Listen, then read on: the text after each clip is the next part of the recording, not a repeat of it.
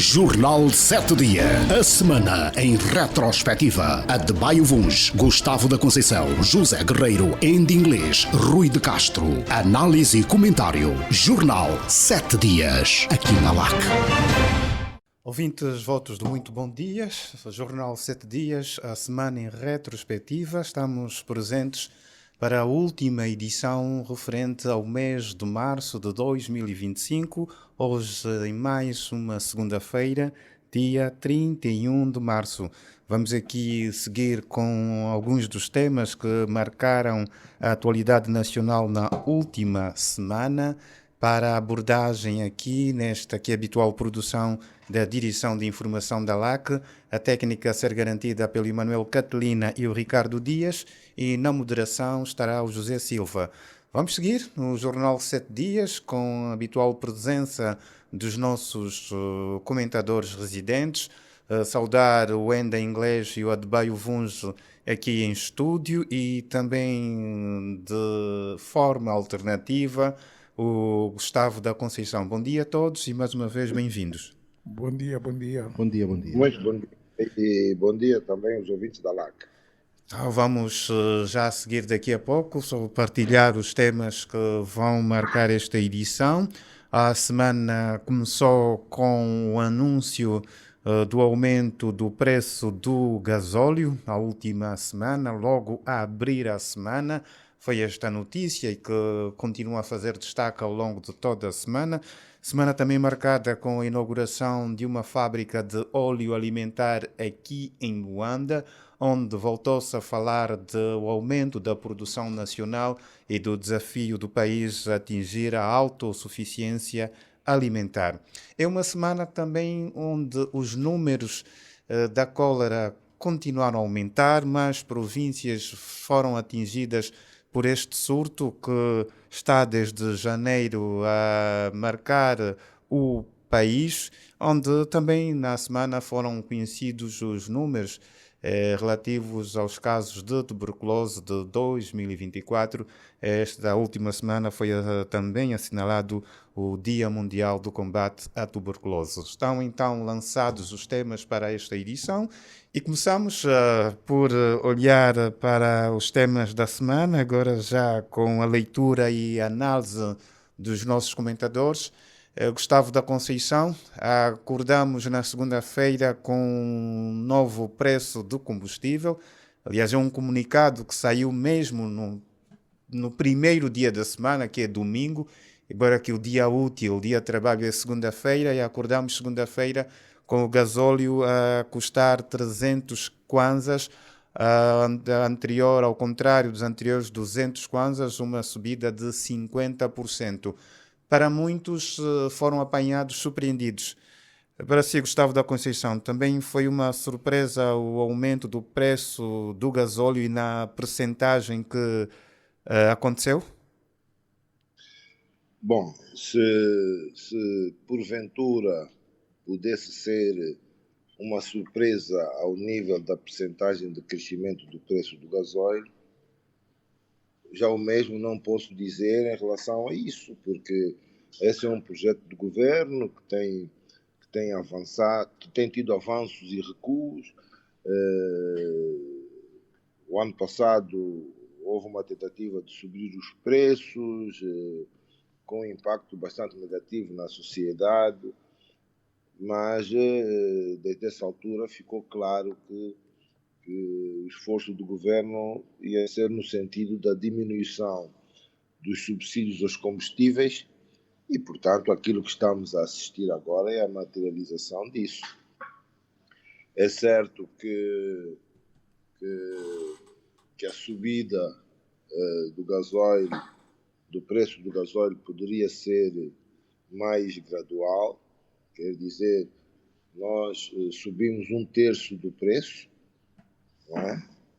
Mas vamos ver agora como é que a sociedade se adapta, como é que, enfim, os diferentes sistema de transporte, a área das pescas e a influência no sistema alimentar. Portanto, vamos ver como é que agora isso tudo se adequa ao novo preço e vamos tentar perceber que impactos é que isso vai ter nos diferentes setores da vida nacional. Que vai ter impacto, vai ter, sem dúvida. Agora vamos medir a nossa capacidade de nos adaptarmos a essa nova realidade, com a perspectiva de que a seguir virá o aumento do preço do combustível, da gasolina, melhor dizendo, até, penso eu, até ao nível desses preços atingirem o esperado, aquele que é ditado pelo mercado e pela necessidade das pessoas utilizarem esses meios. É certo que nós, enquanto país produtor de petróleo, com o conjunto de refinarias em que temos e nas que vamos investir, não é? A expectativa e a promessa inicial, inclusive do chefe de Estado, era que os preços se pudessem estabilizar em baixa, mas, enfim, o conjunto de dificuldades económicas que o país tem, a necessidade de equilibrar as contas públicas e a perspectiva de, enfim, porque se considera que estes subsídios do combustível só protegem uma parte ínfima da população, não é? Deixa-nos a perspectiva de que até se atingir o preço do mercado e até se controlar o tráfego de combustíveis, parece-me que os preços vão continuar a subir. Nós, do ponto de vista do tráfego de combustíveis, também assumimos que a subida do preço fazia parte da estratégia de combate a esse tráfego, né? Já que ao nível da região há um desequilíbrio dos preços ao nível dos diferentes países, o que torna, enfim, o nosso combustível apetecível. Mas, como disse, vamos tentar depois perceber como é que tudo isso impacta na vida das pessoas. As famílias têm que estar prontas, as empresas têm que estar prontas, porque vai haver reações, vai haver, enfim, se calhar, movimentos de solicitação de aumento de salários, etc, etc. E, portanto, cá estaremos nós para tentar perceber isso tudo, tentar avaliar isso nos próximos tempos. Obrigado, Gustavo da Conceição. Ainda em inglês, subir o preço é uma medida que, pelo menos, já tem sido falada há algum tempo. O próprio Orçamento Geral de Estado, em vigor para 2025, prevê a redução dos subsídios do Estado aos combustíveis. Mas essa questão da retirada dos subsídios e consequente aumento do preço acaba por ser um dilema. Há quem, também de acordo com as próprias recomendações do FMI, Angola tem essa necessidade de retirar a subvenção aos combustíveis, mas depois há quem defenda que é preciso que uma determinada faixa de grupo económico, empresarial, deve-se manter para determinados estratos o subsídio e porque também acaba por afetar depois ao consumidor final, ao cidadão comum. Então andamos aqui neste dilema, retirada dos subsídios, impacto econômico e social na vida do cidadão. Sim, é uma medida que se impõe, primeiramente do lado das finanças públicas, não é? Porque o Estado suporta uma despesa muito grande de subvenção dessa despesa, né, do combustível, e com este aumento o Estado prevê poupar, segundo a informação publicada na expansão, 220 milhões de dólares. É também uma medida que se impõe porque vai ajudar também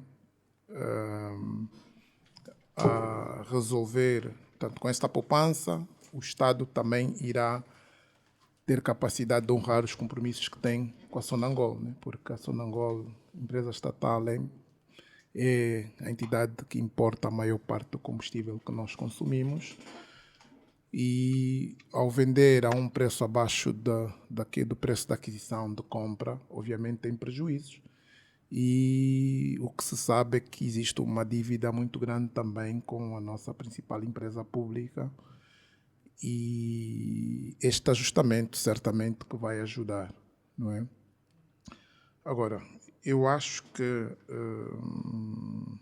portanto, há questões mais estruturantes, né? Como referi antes, eu advogo, e por causa da parte que se referiu do equilíbrio, portanto, nós precisamos de equilibrar as contas públicas, mas também precisamos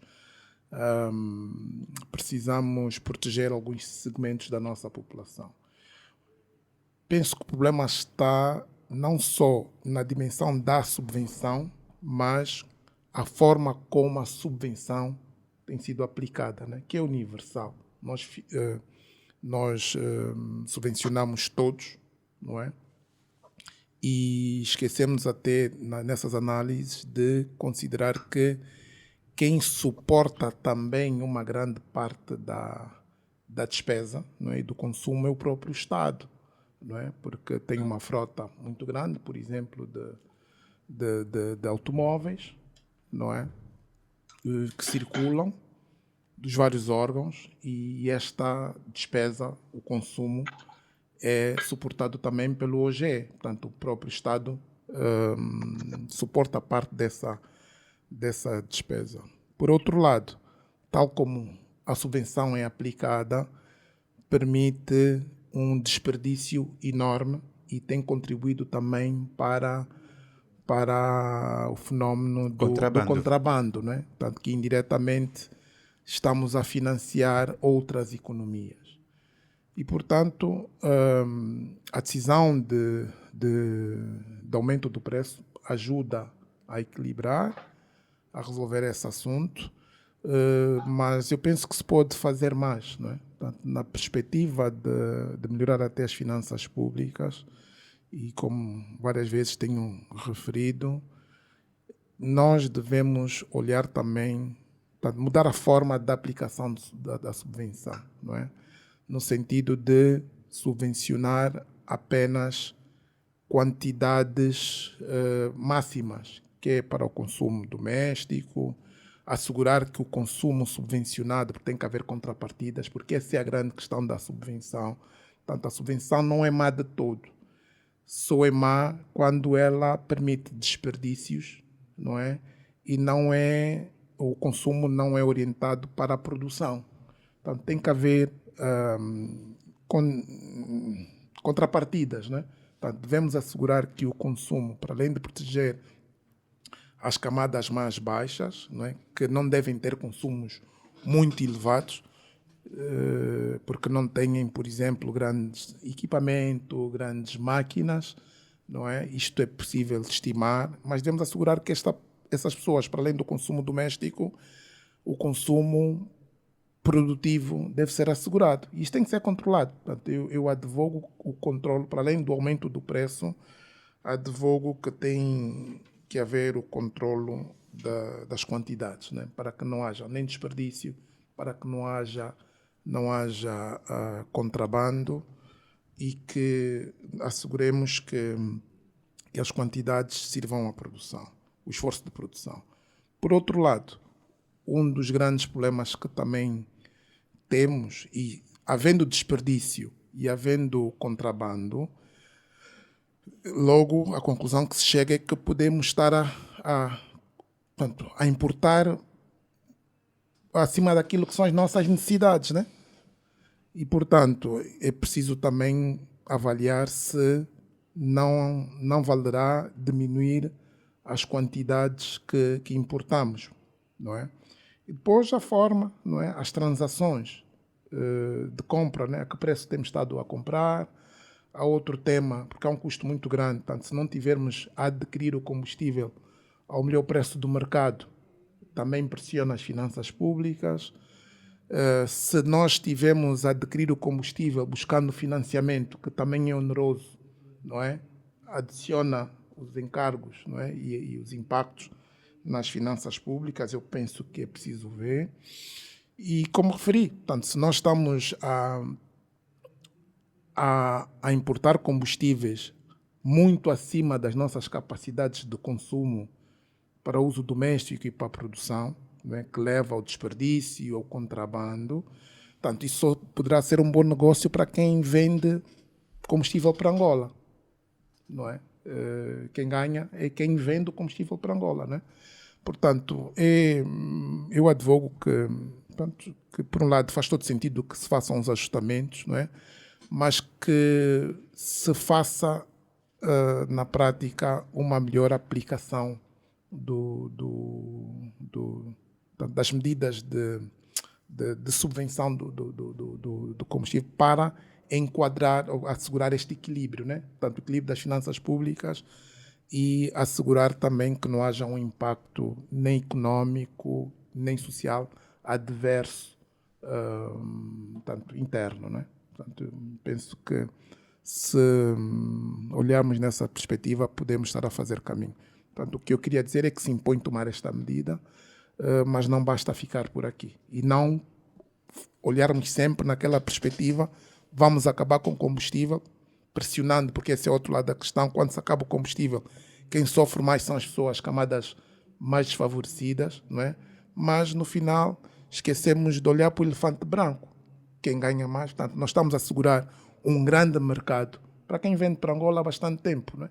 Portanto, eu penso que é a altura de olhar, portanto, para aquilo que são as nossas necessidades de combustível, tendo em conta até a nossa dimensão do PIB, a perspectiva de crescimento, a natureza. Portanto, nós não temos tanta população, depois agora é comparar, né, com os outros países, né?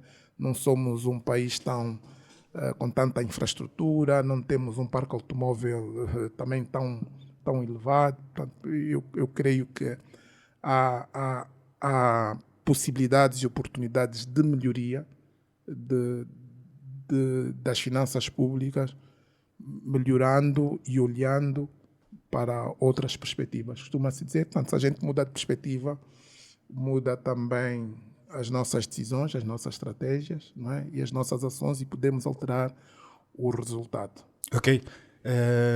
Adebayo Vuns, estes subsídios, há muito que se tem falado da retirada, mas tal como aconteceu o ano passado com a gasolina, há quem também, em relação agora ao gasóleo, diz que foi uma subida abrupta, ou seja, sair de 200 para 300 kwanzas, 50%, e continua-se a defender retirada assim, subida assim, mas gradual. Mudaria muito em termos do impacto para a população? Bom, eu não diria que não tenha sido gradual, não é? Porque o gradualismo aqui reside no facto de que nós temos que olhar como, no fundo, o preço de referência destes combustíveis para nós anda-se à volta de $1, não é? E o $1 convertidos em kwanza representam um pouco mais de 900 kwanzas. E, portanto, nós estamos com o preço a 300 kwanzas, não é? E o que quer dizer que ainda temos um caminho longo a percorrer até chegarmos ao preço mais ou menos de equilíbrio, quer para as finanças públicas, quer mesmo para a contabilidade da Sonangol, não é? Que seria à volta então dos tais 900 kwanzas, olhando a taxa de câmbio de referência na data, não é? E, portanto, sairmos de 200 para 300, olhando a meta dos 900, sob essa perspectiva, não me parece que não obedeça ao prisma do gradualismo. Aliás, há uma discussão, digamos, técnica entre economistas e mesmo até política sobre se os ajustamentos deveriam ser mais rápidos e incisivos, não é? Ou se deveriam obedecer uma cadência mais lenta. qualquer um dos cenários tem os seus prós e contras. Mas em relação a isso, pois, Adebayo, há quem também diga que estes ajustamentos, ou seja, já deviam ser para ontem. Talvez agora é que estejamos a correr para ver se aí está certo. Daí esta discussão entre políticos e economistas, porque o que se diz é que Angola terá protelado durante alguns anos os ajustamentos. Há muitos anos. Sim. Né? Há muitos anos. Portanto, nós não vale a pena olharmos o tempo que perdemos, porque por aí não vamos a lado nenhum.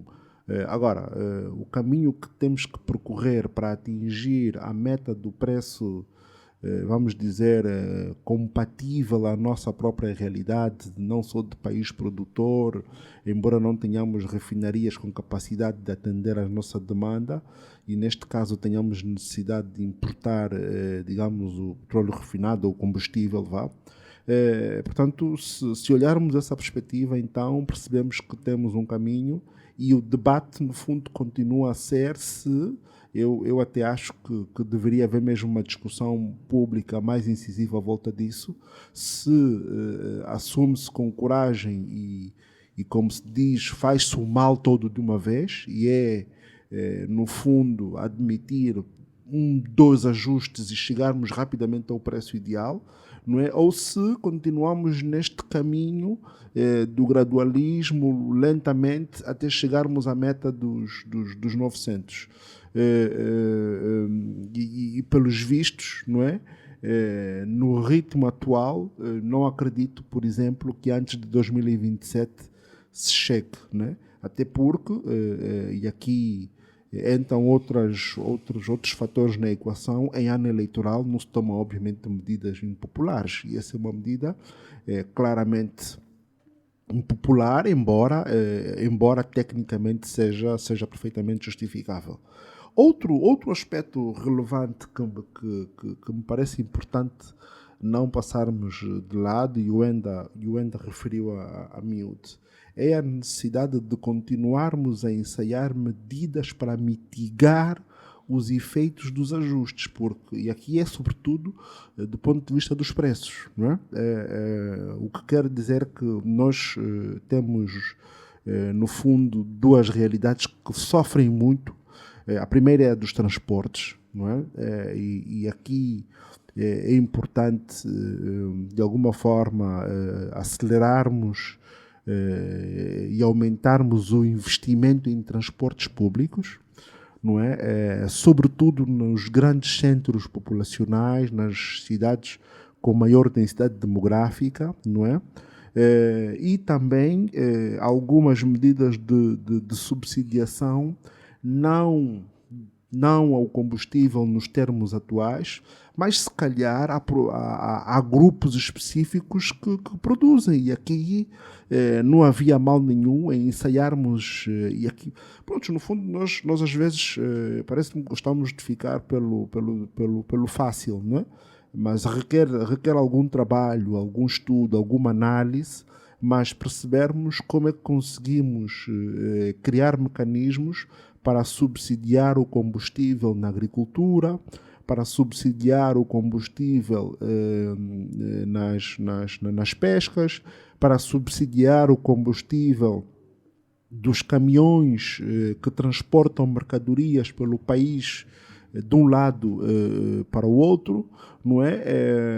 E isso sim pode ajudar, né? Pode servir aqui de almofada para mitigar mais ou menos o impacto direto, porque obviamente que esta medida, não é, dentro do nosso contexto, acaba por criar alguns transtornos, não é?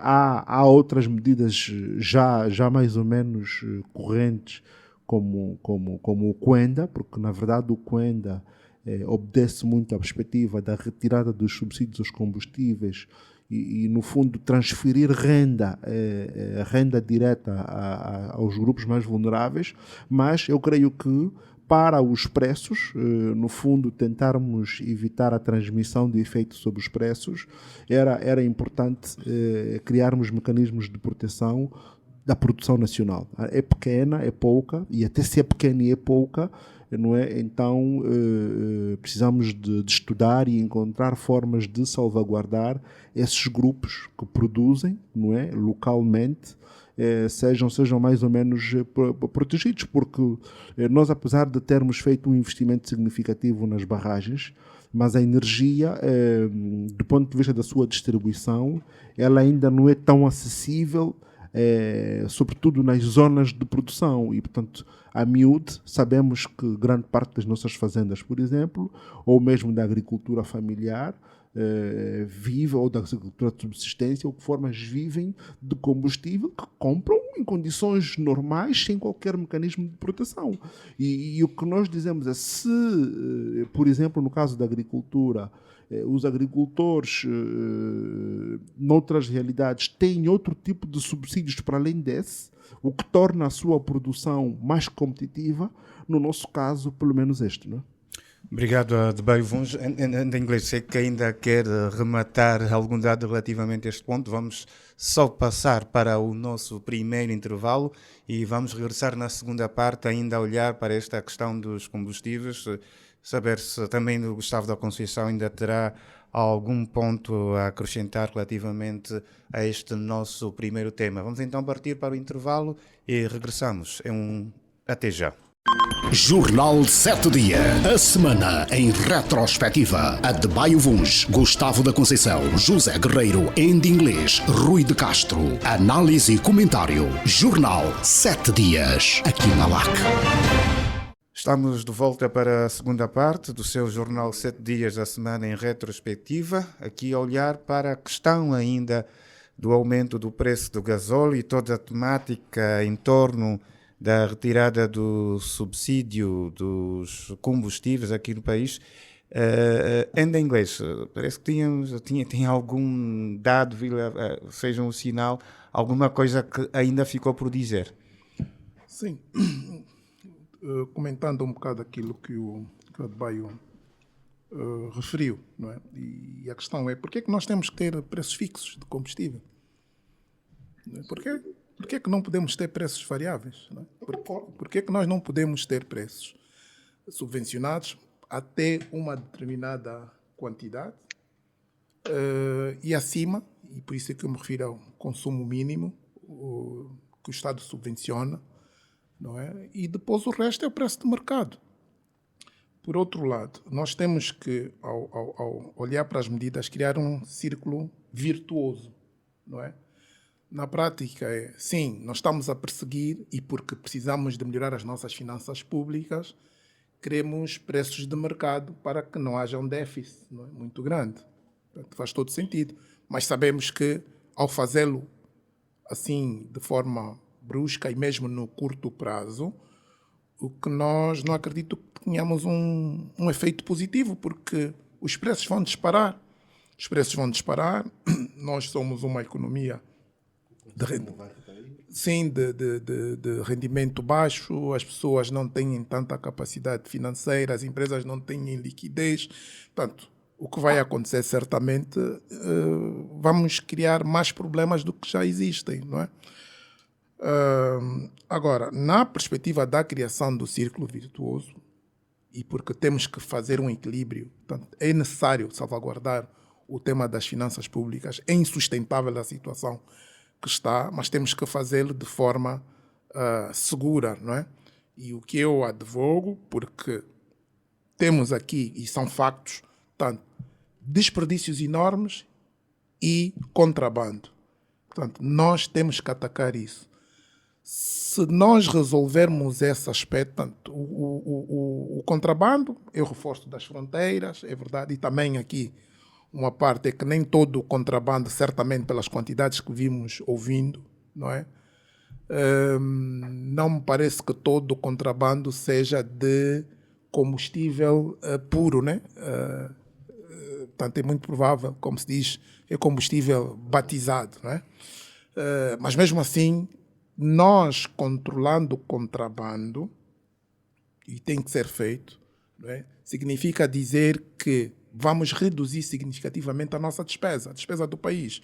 Não precisamos de comprar muito e irregularmente. E depois, melhorando e por isso é que o preço é importante, o desperdício, não é? Também resolvemos esse assunto. A subvenção não pode terminar agora, não acredito que tenhamos capacidade, já podemos fazê-lo, né? Mas não acredito que se consiga fazê-lo sem criar graves problemas sociais. Graves problemas sociais. Para além das convulsões, é a pobreza, não é? Então, temos que arranjar outras formas também que é outra parte, de financiar a subvenção. Para além, primeiramente, se nós orientarmos a subvenção para aquelas atividades e iniciativas que agreguem valor, gerem valor acrescentado, não é? Significa dizer, porque esse é o grande problema, nós estamos a subvencionar coisas que depois não têm efeito positivo na nossa economia e na nossa sociedade. Imaginemos, se eu tenho o controle de quem ou a quem estou a subvencionar, eu tenho que cobrar alguma coisa. Essas pessoas têm que, por exemplo, para falar do consumo da produção, vão empregar mais pessoas, vão empregar essas pessoas com o salário mínimo que nós estabelecemos agora. Essas empresas vão pagar impostos e, portanto, eu tenho aqui um círculo virtuoso. Nós temos que assegurar um círculo virtuoso. Mas, claramente que no curto prazo não vai ser possível gerar rendimento suficiente, mais-valias financeiras suficientes para fechar o gap. Mas é possível, não é? Porque vou gerar atividade econômica, portanto, explorar outras atividades.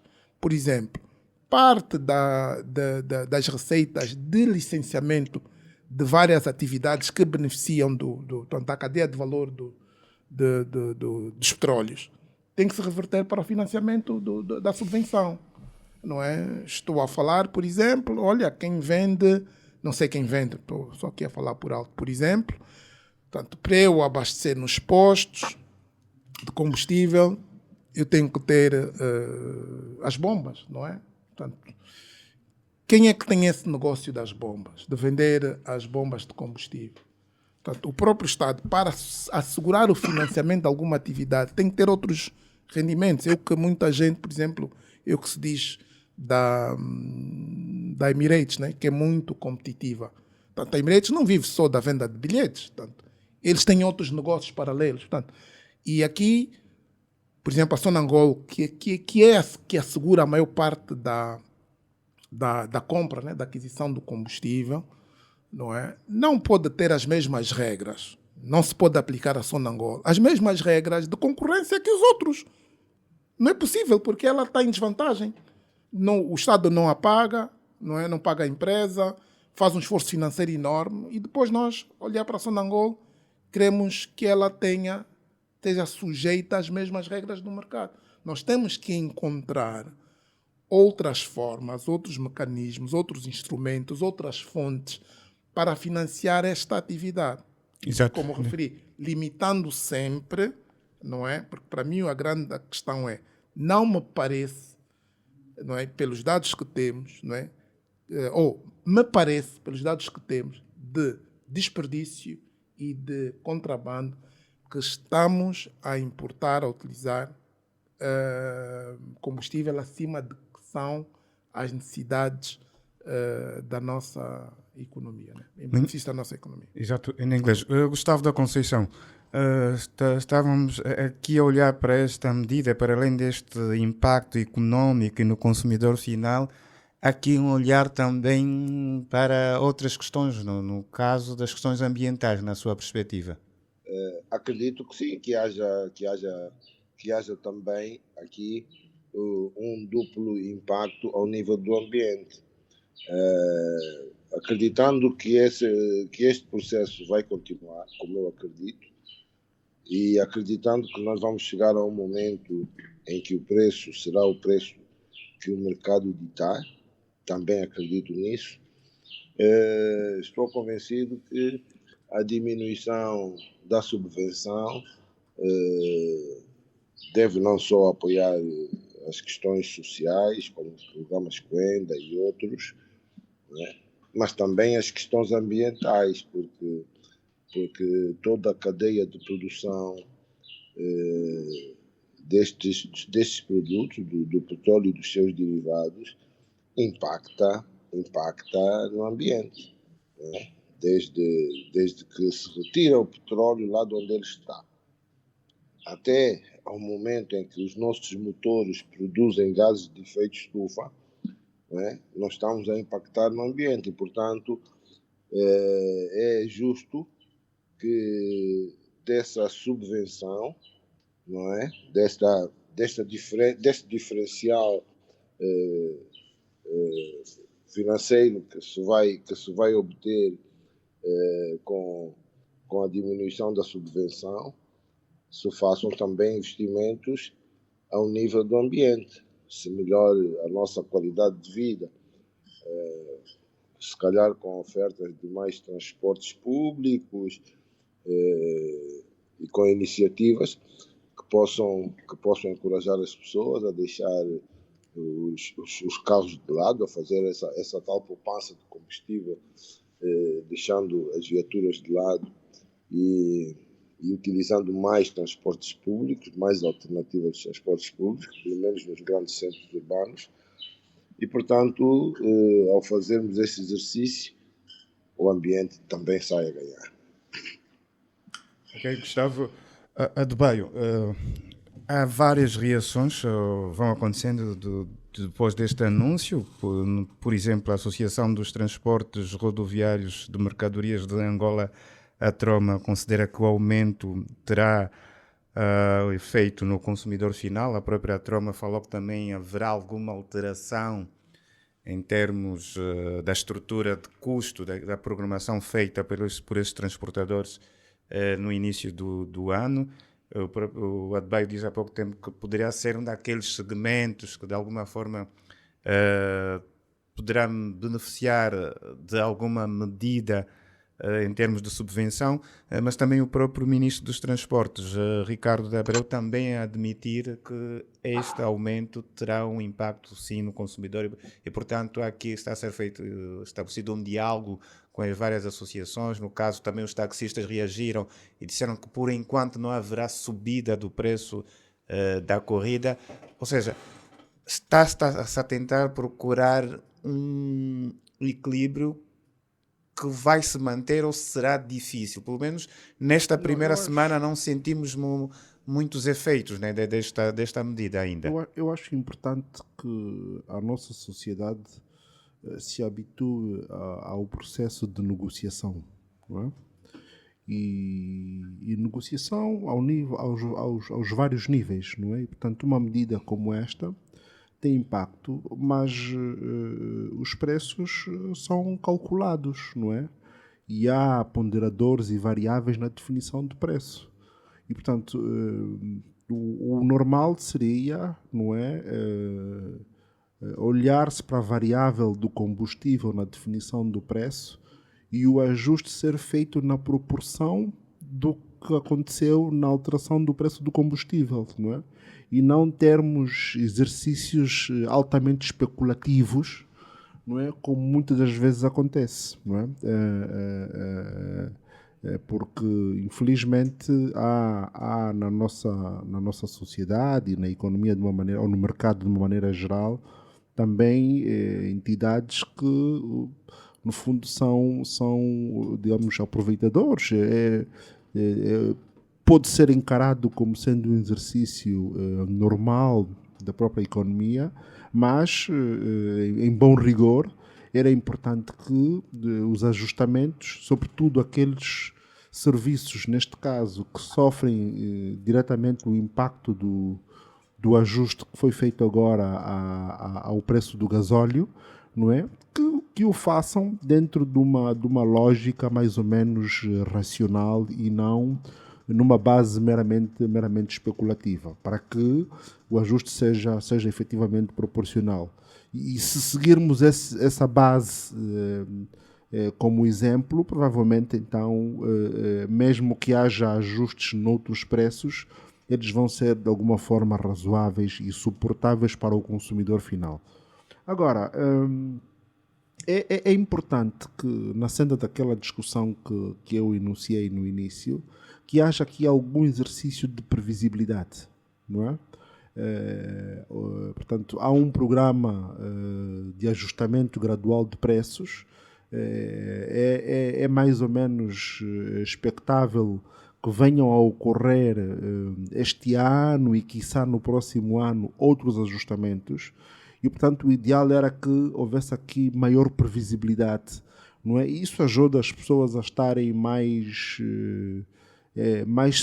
softs ou mais preparadas para o que aí vem, né? E não necessariamente o efeito surpresa, que eu tenho algumas reservas sobre a opção do efeito surpresa, e nós até já temos lição disso, e portanto julgo que a previsibilidade era importante, e mesmo sobretudo para os agentes económicos. Os anúncios também de madrugada, isto altera alguma coisa, muda o impacto? Quando tivermos todos luz dos timings, não é, em que os ajustamentos vão sendo feitos, não é, então a partir daí já sabemos que num período de 2, 3 meses volta a haver um novo ajuste, e se vai ser hoje ou amanhã é um mal menor. Mas pelo menos sabemos que efetivamente vai acontecer um novo ajuste. Não é? Porque neste momento há, por exemplo, em alguns círculos, uma discussão sobre se ainda vai acontecer, se vai acontecer em que proporção. Já há uma especulação à volta do impacto disso na inflação. Portanto, eu creio que se houver luz e pelo menos indicação de previsibilidade, eu creio que ajudamos a diminuir o efeito especulativo, não só na gestão da informação em si, mas também depois o efeito disso nos preços. Mas, como dizia, não podemos perder de vista que, efetivamente, os nossos preços estão muito abaixo da realidade, não é? E continuam a ser suportados com encargos altos. Porque quando nós olhamos, por exemplo, para a SADC, né, Angola tem o preço quer do gasóleo, quer da gasolina, o mais baixo de toda a região. O Mas país que é tem preciso o preço... para as remunerações das pessoas. Tudo bem ainda.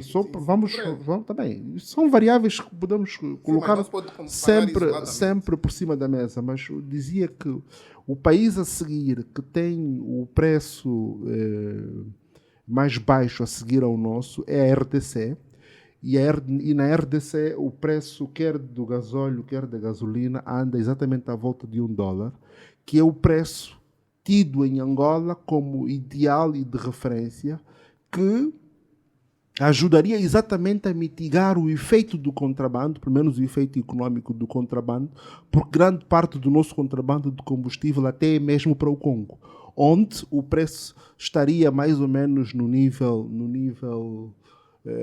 de $1. E o Enda referiu a necessidade de encontrarmos outras formas de financiar a subvenção.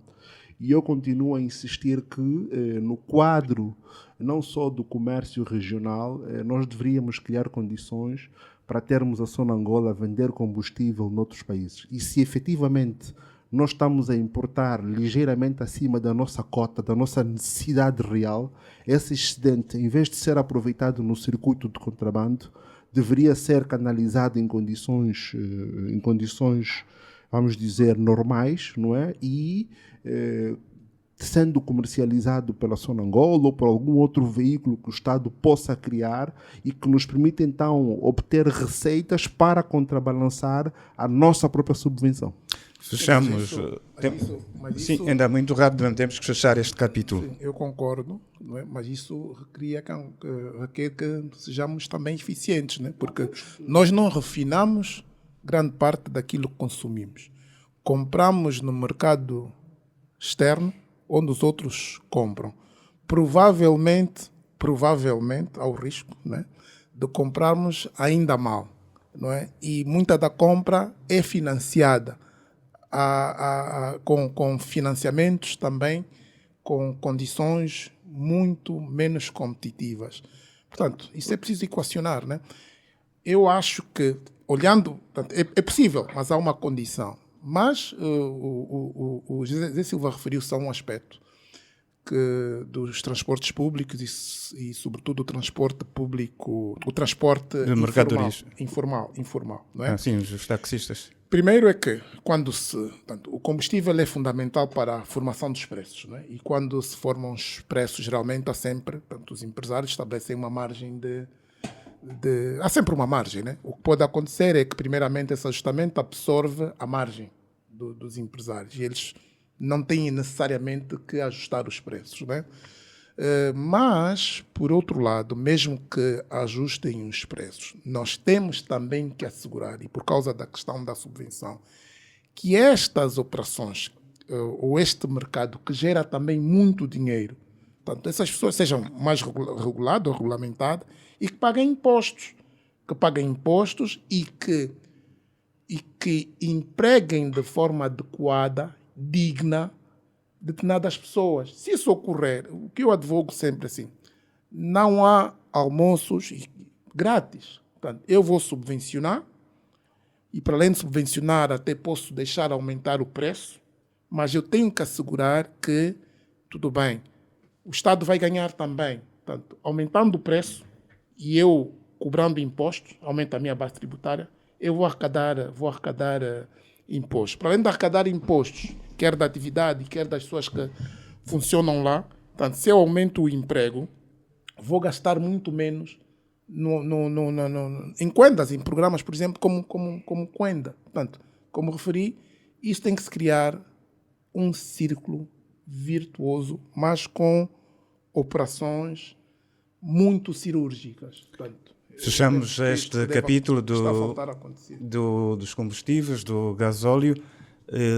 Vamos agora para o segundo tema. Ainda temos tempo aqui nesta segunda parte, antes de partirmos para o nosso segundo intervalo, e vamos falar da inauguração em Luanda da fábrica de óleo alimentar, uma fábrica que foi inaugurada na última quarta-feira pelo Presidente da República, João Lourenço. A unidade tem capacidade de refinar e processar 500 toneladas dia de óleo de palma, óleo de soja, óleo de girassol, bem como outras gorduras e óleos vegetais.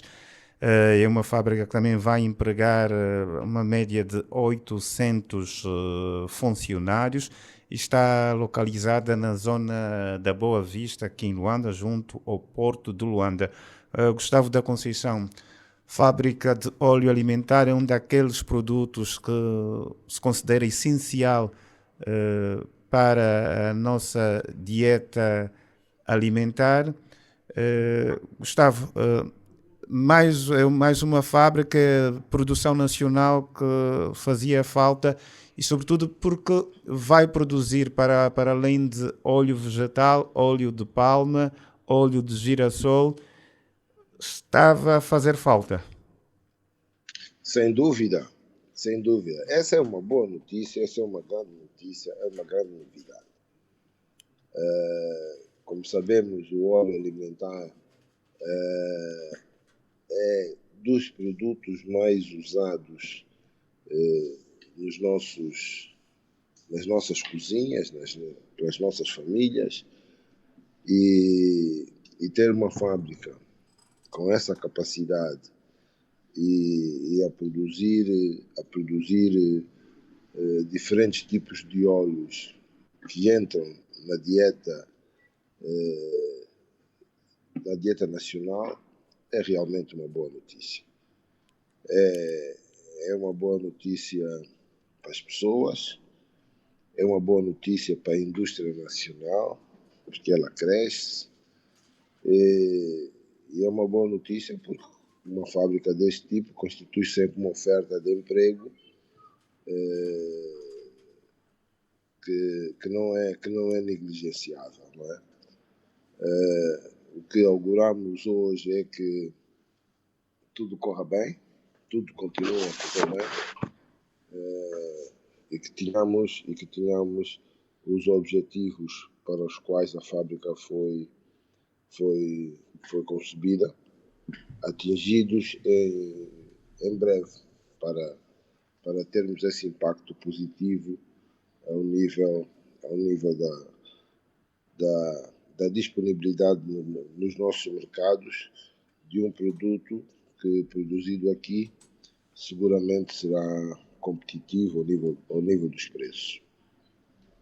Naturalmente que uma fábrica deste tipo mostra também a perspectiva de nós caminharmos no sentido da autossuficiência alimentar. É certo que temos ainda um caminho a percorrer, mas sem dúvida alguma uma fábrica dessas constitui degraus absolutamente importantes nesse percurso. E ter uma fábrica deste tipo, uma fábrica de um produto tão requerido ao nível das nossas cozinhas, é também um sinal importante na nossa preocupação com a segurança alimentar, com a qualidade dos produtos que nós consumimos e, portanto, com a inauguração dessa fábrica, podemos dizer que ganhamos todos. Obrigado, Gustavo. Obrigado, Gustavo. Adbeivuns, mais uma unidade fabril, aqui aposta na produção nacional.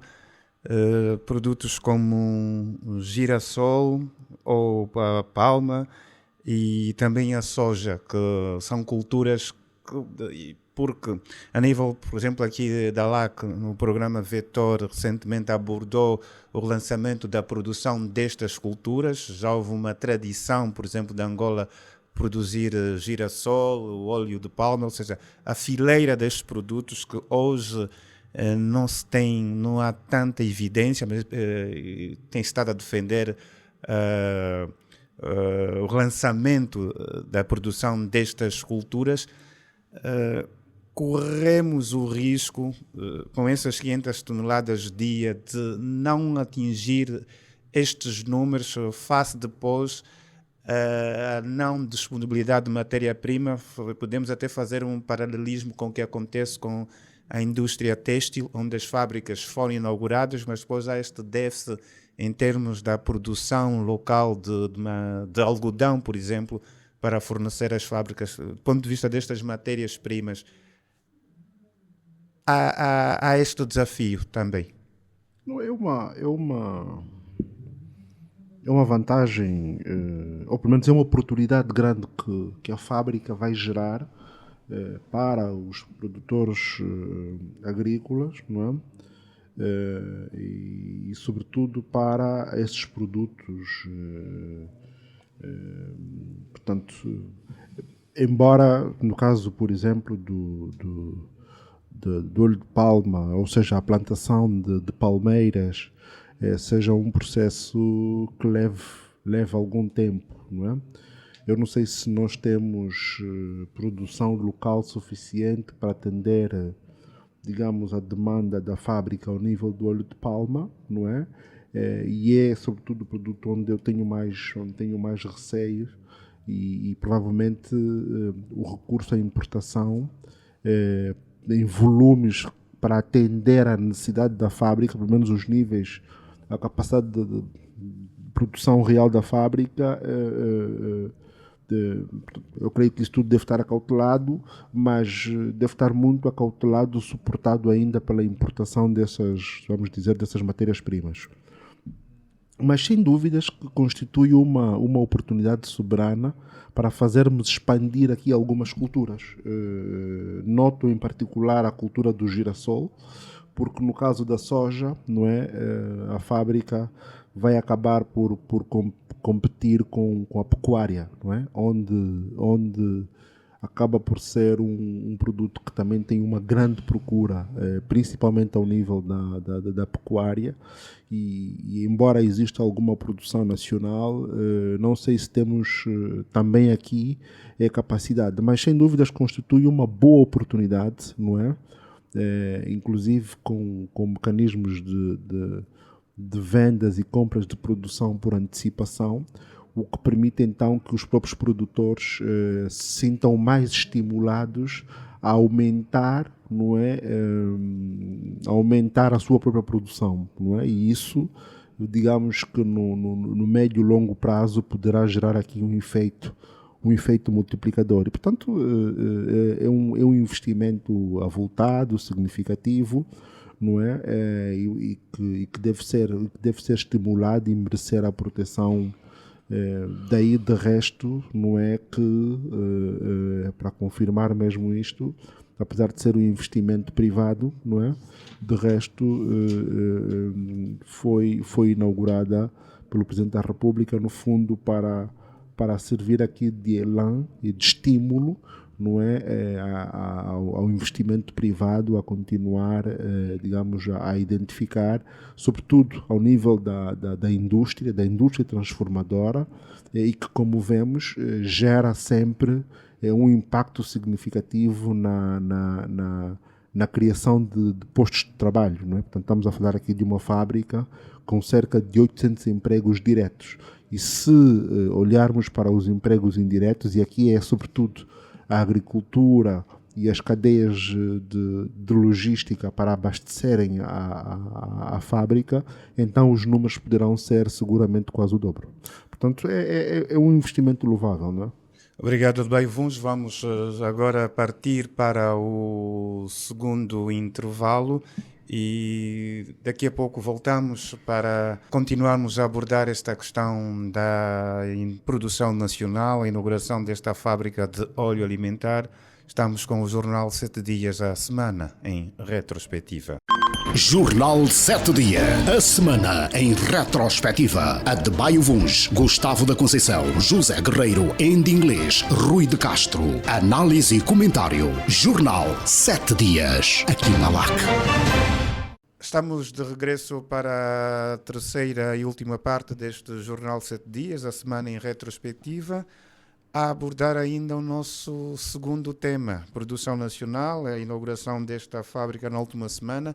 O Ministro do Comércio, da Indústria e Comércio, Rui Minguez, a sinalizar que mais uma unidade este ano será inaugurada ainda em Luanda. Aqui também a realçar o processo para o país atingir a autossuficiência em termos de óleo alimentar, porque já há outras unidades a produzirem no país.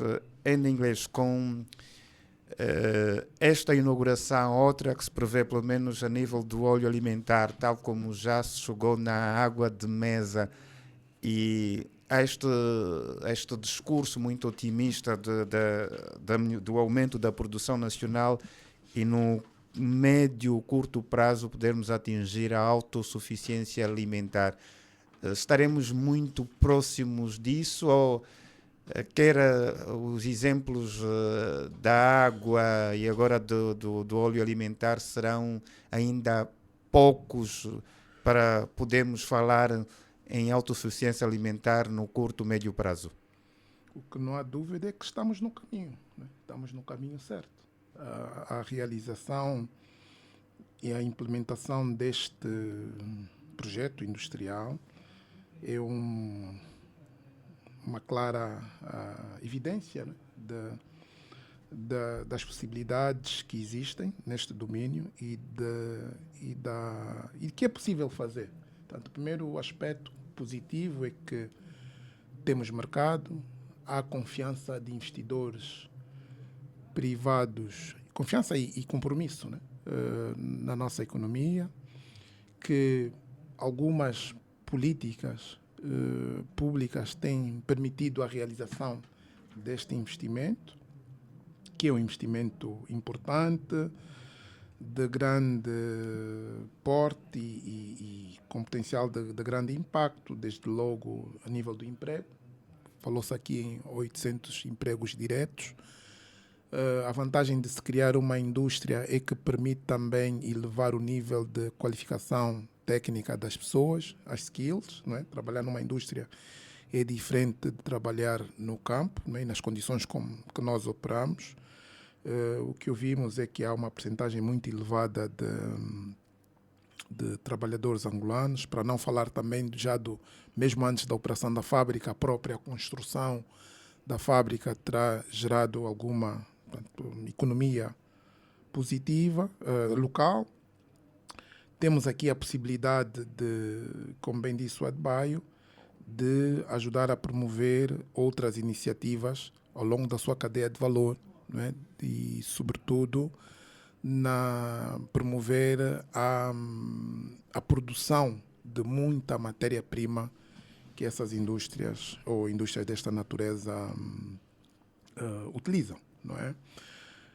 É preciso também, para proteger a indústria, criar outras medidas, né, de proteção, assegurar que, primeiro, e quando se protege, não é, para não estar a proteger elefantes brancos, assegurar que ela seja competitiva, não é?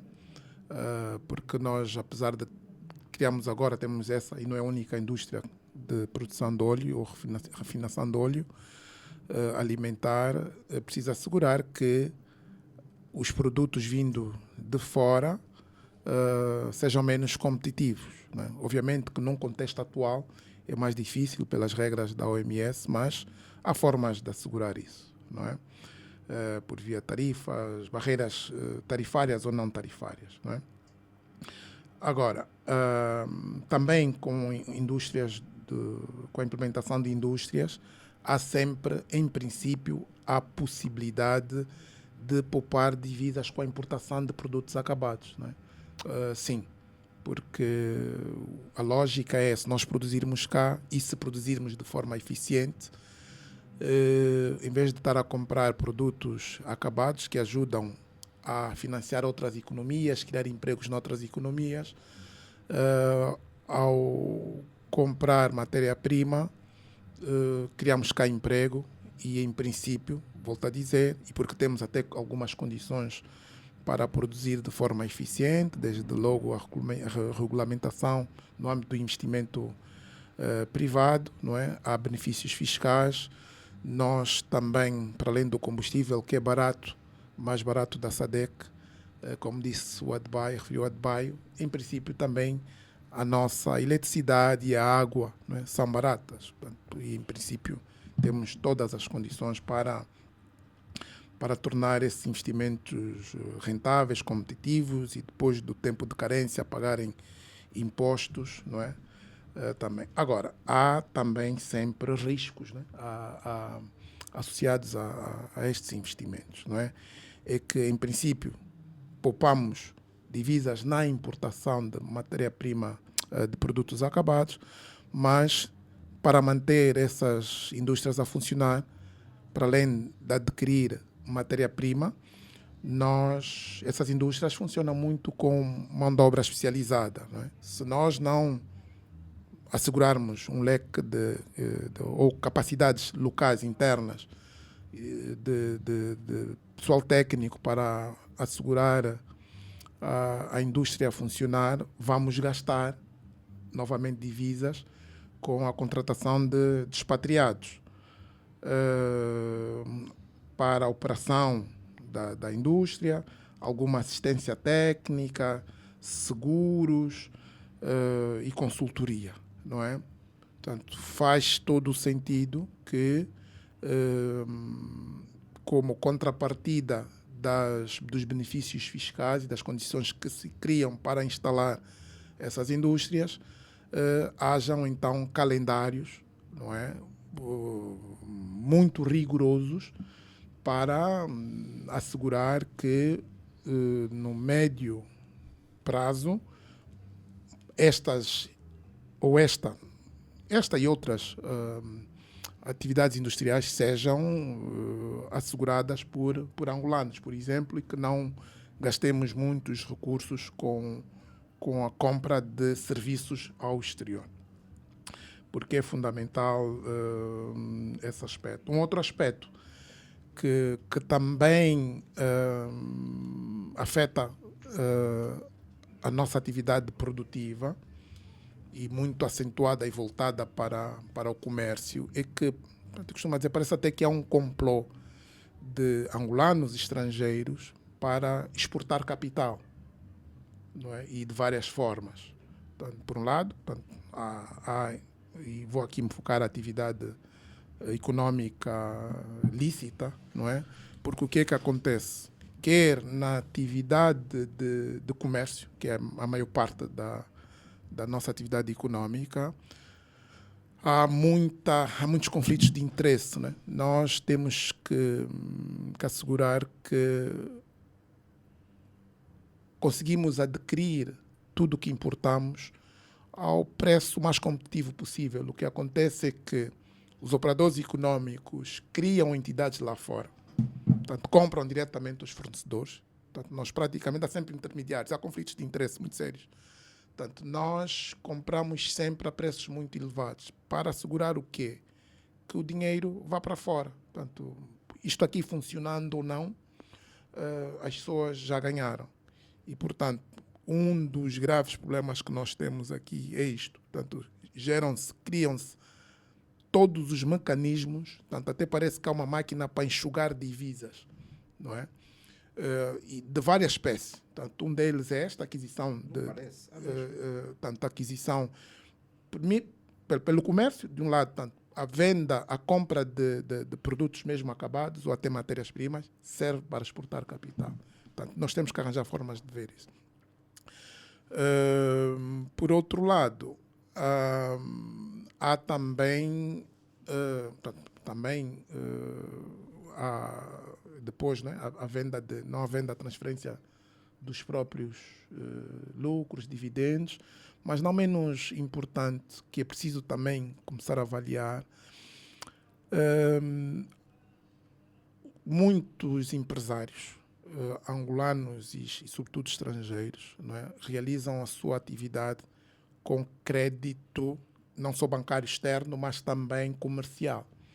Portanto, as entidades lá fora, porque têm que expandir os seus negócios, conseguem e asseguram na base da confiança, não é? E sobretudo isto é facilitado por estrangeiros, não é? Porque têm esta confiança, vendem a mercadoria a crédito. Muita daquela até que eles não conseguem mais, tanto o mercado está saturado, colocam aqui. Então, o que é que acontece isso? E vemos muito no mercado, por exemplo, de automóvel, né? Portanto, eu não acredito que os carros que se importam, e pela dimensão daquilo que nós geramos, que a economia gera em termos de cambiais, não é?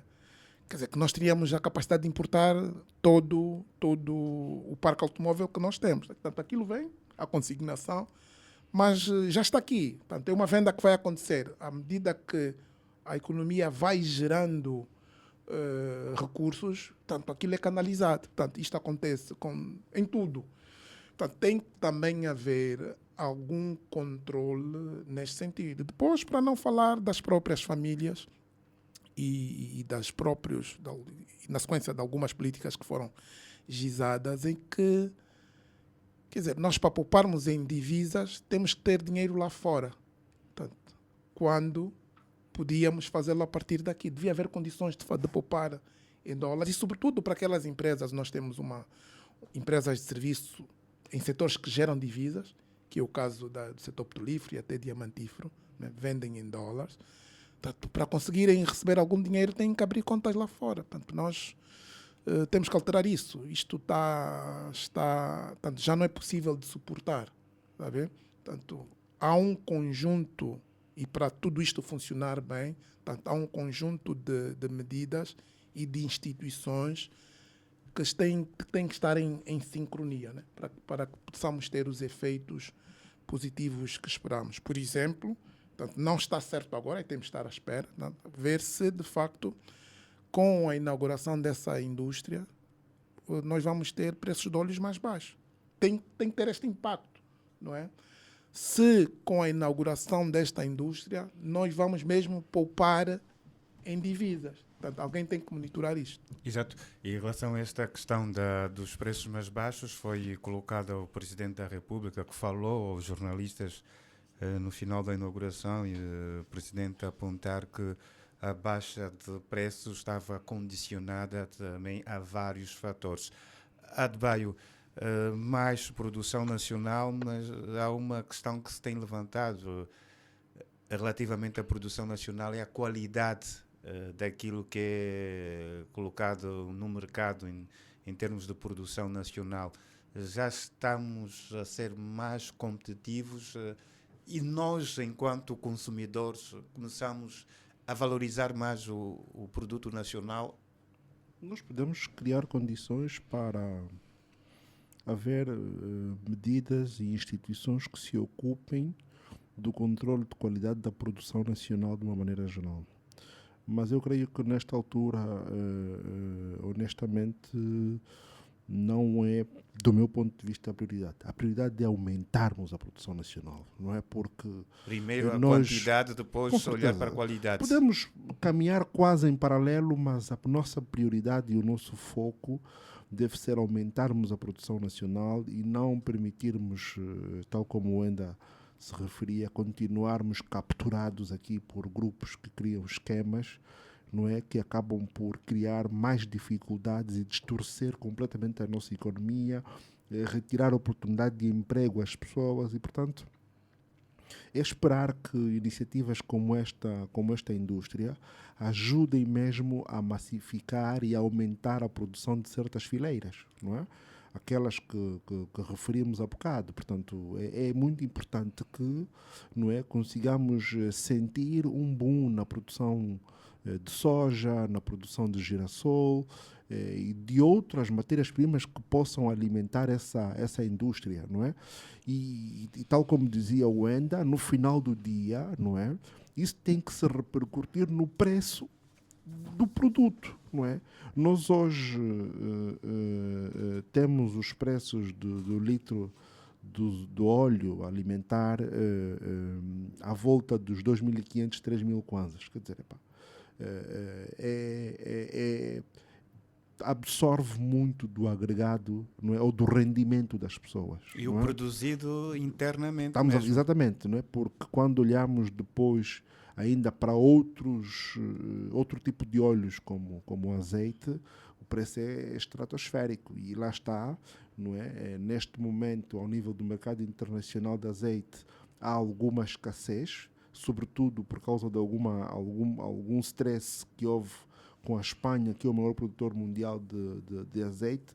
E o que é que isso gerou? Gerou um aumento de preços em cascata, e como nós só importamos azeite, obviamente que no nosso mercado o preço também disparou, adicionado aqui ao efeito especulativo que todos nós sabemos que existe. E, portanto, para não ficarmos reféns desta importação, não é? E infelizmente estes grupos que importam massivamente dentro destes esquemas que o Wenda referiu, não é? Muitas das vezes não têm muito interesse que haja também produção nacional. E aí é preciso que os órgãos do Estado, que a inteligência do Estado e outras instituições se ocupem no sentido de efetivamente salvaguardar o interesse nacional e não deixar que estejamos reféns. De resto, não é isso mesmo nós vimos acontecer em vários produtos, e o exemplo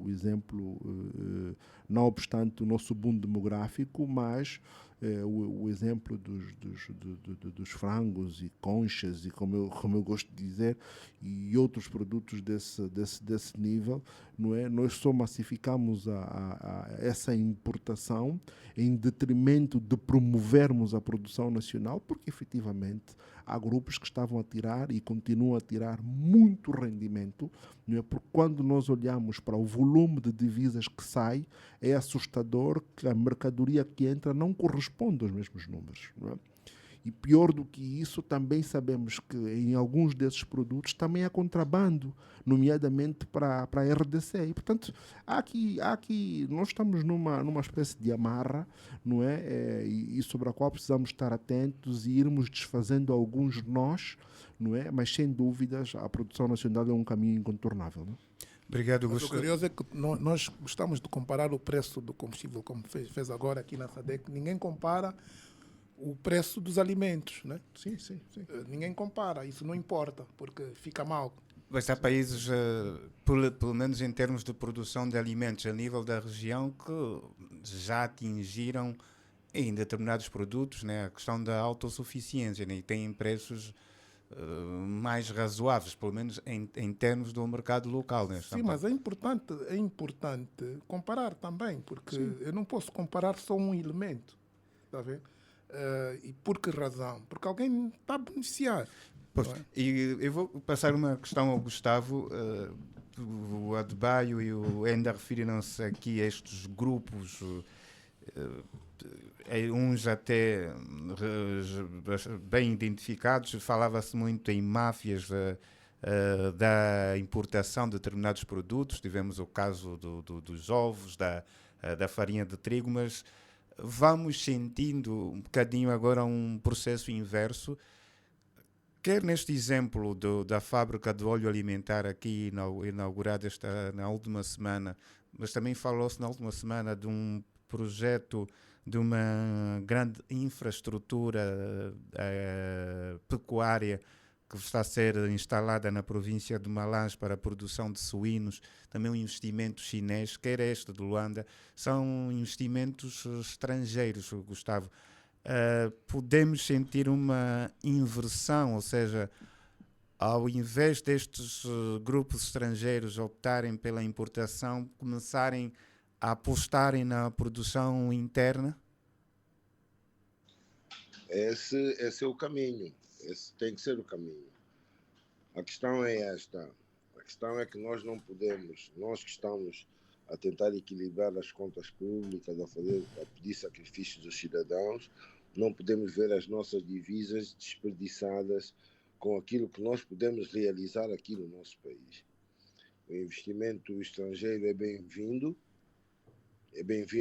e temos as portas abertas. O país tem mecanismos para aceitar investimento estrangeiro, temos condições especiais que oferecemos a investidores estrangeiros e, portanto, o país pode receber todos aqueles que queiram vir cá e produzir aqui localmente os bens e ou os serviços que entenderem. Bens esses e serviços esses que, naturalmente, devem estar no quadro de uma estratégia bem identificada de desenvolvimento do nosso país, de busca de condições ideais, sociais ideais para os nossos jovens, oportunidades de emprego enfim, respostas aos índices de desenvolvimento humano que precisamos de sublinhar. Mas, enfim, por respeito a toda a gente, eu não vou falar em máfia da importação, mas vou dizer que sim, haverá naturalmente interesses. Se eu importo óleo e vejo que o país produz óleo e eu vou deixar de importar óleo, não é? Pode ser que eu pretenda defender os meus interesses ao nível da importação. Pode ser. Agora, não vejo isso como um obstáculo em si, vejo isso como qualquer coisa que para o qual devemos olhar com objetividade e com a perspectiva de defesa dos nossos valores, do nosso Estado e do nosso país, e portanto, estando nós numa circunstâncias dessas, e estando nós a pedir, como disse, sacrifícios dos cidadãos para equilibrarmos as contas públicas, temos que ir ao extremo e ao rigor de tentar produzir o máximo de coisas aqui, ao invés de as importar. E isso assim se explica, não é? O interesse na produção nacional de diferentes produtos que entram na cadeia agroalimentar, né? Produção de ovos, produção de aves, produção de milho, produção das leguminosas, enfim, de formas que o país possa continuar a trilhar o caminho para chegar a tal autossuficiência alimentar. Eu, naturalmente, quando nós perspectivamos a autossuficiência alimentar, temos que, paralelamente, perspectivar a segurança alimentar. E nas duas perspectivas, na perspectiva de uma reserva e da nossa capacidade de reservar alimentos por um dado período, mas também nessa perspectiva da qualidade, de termos, alimentos de qualidade produzidos aqui com rigor e sem máfias e sem interferências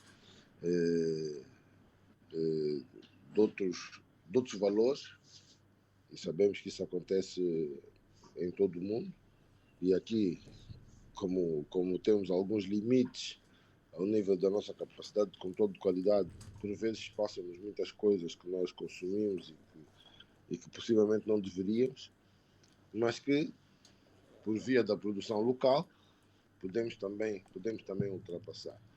Portanto, para sublinhar e para concluir, eu sou daqueles que alinho com a perspectiva de nós procurarmos cada vez mais produzir aqui, localmente, e também sublinho a preocupação coletiva de nós alinharmos a nossa produção agrícola com o nosso desenvolvimento industrial, de formas que haja aqui um ciclo de valor nacional que contribua efetivamente para o desenvolvimento do país.